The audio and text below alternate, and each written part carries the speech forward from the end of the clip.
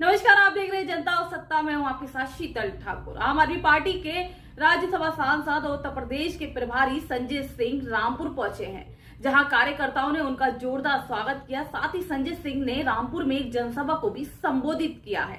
जनसभा को संबोधित करने के दौरान संजय सिंह ने भाजपा पर निशाना साधते हुए भाजपा को भ्रष्टाचारियों की सरकार बताया है। साथियों और दोस्तों, पिछले लगभग 5 साल से उत्तर प्रदेश में बाबा आदित्यनाथ जी की सरकार चल रही है। एक ऐसी सरकार जो भ्रष्टाचार खत्म करने के नाम पर आई, गुंडाराज खत्म करने के नाम पे आई, कानून व्यवस्था ठीक करने के नाम पर आई। लेकिन पिछले 5 साल में हमने देखा कि बाबा जी के राज में हाथरस कांड होता है। हाथरस का कांड, जहां एक गरीब वाल्मीकि समाज की बेटी के साथ गैंगरेप होता है।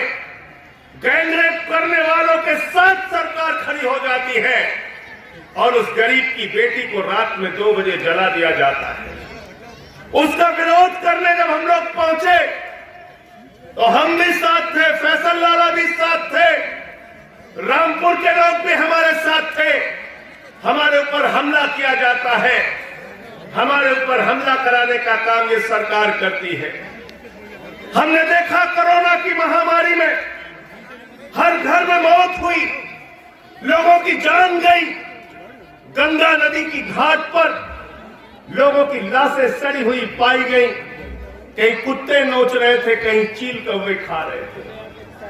हमने देखा इस सरकार में कोरोना की महामारी में जब लोगों की जान जा रही थी, उस वक्त आदित्यनाथ की सरकार 800 का ऑक्सीमीटर 5000 में खरीद रही थी, 1600 का थर्मोमीटर 13000 में खरीद रही थी और 8 लाख रुपए के लिए बच्चों का वेंटिलेटर जो आता है वो 22 लाख रुपए में खरीद रही थी। यानी ये सरकार कोरोना की महामारी के दौरान भी दलाली और भ्रष्टाचार में डूबी हुई थी। ये भ्रष्टाचारियों की सरकार है, भ्रष्टाचार दूर करने वालों की सरकार नहीं।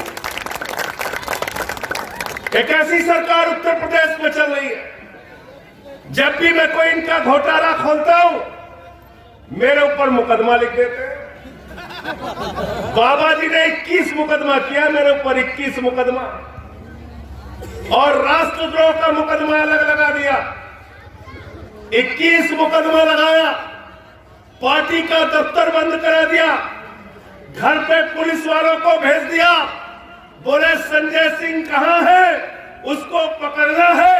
मैं दूसरे दिन विधानसभा के अंदर पहुंच गया। मैंने कहा बाबा जी मैं यहां हूं, मुझे पकड़ के दिखाओ, करो अंदर, मुझे जेल में डालो। ये आम आदमी पार्टी का कार्यकर्ता है, यदि सर पे टोपी लगा के निकलता है तो बड़े बड़े जालिमों से टक्कर लेने का हौसला रखता है। तुम्हारे मुकदमों से, तुम्हारी लाठी से, तुम्हारी गोली से हम लोग डरने वाले लोग नहीं। एक ऐसी सरकार इस देश के अंदर चल रही है जो खुलेआम कह रही है हम 6.5 लाख करोड़ रुपए देश की संपत्तियां बेचकर कमाएंगे। ये मैं नहीं कह रहा हूं, ये मोदी जी की सरकार कह रही है। जो अपने आप को देशभक्त कहते हैं वो लोग कह रहे हैं अरे देशभक्त तुम नहीं हो जो देश को बेचने का काम करते हो। देशभक्त वो है जो अपने खून पसीने से देश को आगे बढ़ाने का काम कर रहे हैं। ये रामपुर के लोग, ये उत्तर प्रदेश के लोग जो श्रम करते हैं, मेहनत करते हैं, जो किसान है, मजदूर है, वो देशभक्त है। क्या बेच रहे हो? रेल बेच रही है सरकार, स्टील अथॉरिटी ऑफ इंडिया बेच रही है, सेल बेच रही है, कोल इंडिया बेच रही है, बीपीसीएल बेच रही है, एलआईसी बेच रही है, सड़क बेच रही है, बिजली बेच रही है, पानी बेच रही है, स्टेडियम बेच रही है, एफसीआई बेच रही है, और तो और पूरा हिंदुस्तान बेचने में ये सरकार लगी हुई है। ये देश बेचने वालों की सरकार है। मैंने सदन के अंदर कहा था मोदी जी जो अपने बाप दादा की संपत्ति को बढ़ाते हैं वो सपूत कहलाते हैं, जो बाप दादा की संपत्ति को बेचते हैं वो कपूत कहलाते हैं। एक कपूत सरकार हिंदुस्तान में चल रही है। इसलिए मैं कहना चाहता हूं, हमें जागना होगा, हमें होशियार रहना पड़ेगा। कौन से लोग हैं जो चुनाव प्रचार में आपके पास आते हैं? केजरीवाल जी आते हैं, वो क्या कहते हैं? भाइयों और बहनों, स्कूल होना चाहिए कि नहीं होना चाहिए? अस्पताल होना चाहिए कि नहीं होना चाहिए? फ्री बिजली होनी चाहिए कि नहीं होनी चाहिए? नौजवानों के लिए रोजगार होना चाहिए कि नहीं होना चाहिए? नरेंद्र मोदी जी आते हैं, योगी बाबा आते हैं, तो क्या कहते हैं? गांव गांव में शमशान होना चाहिए कि नहीं होना?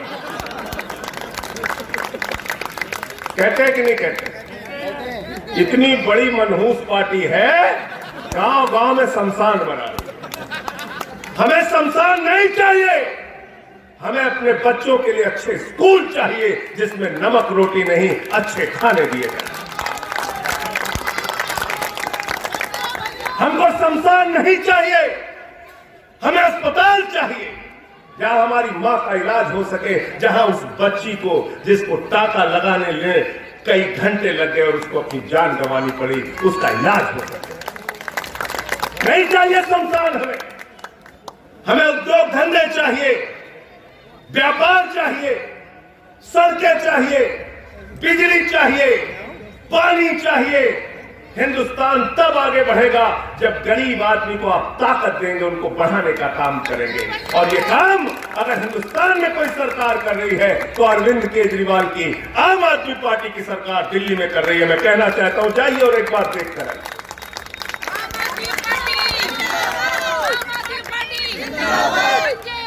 अगर होली के त्योहार के पहले सरकार बन गई तो मैं हिंदू मुसलमान दोनों भाइयों से कहना चाहता हूं, अपने घर का बिजली का बिल लेकर जाना और उसी होलिका में उसको जला देना, पुराने बिजली का बिल वापस।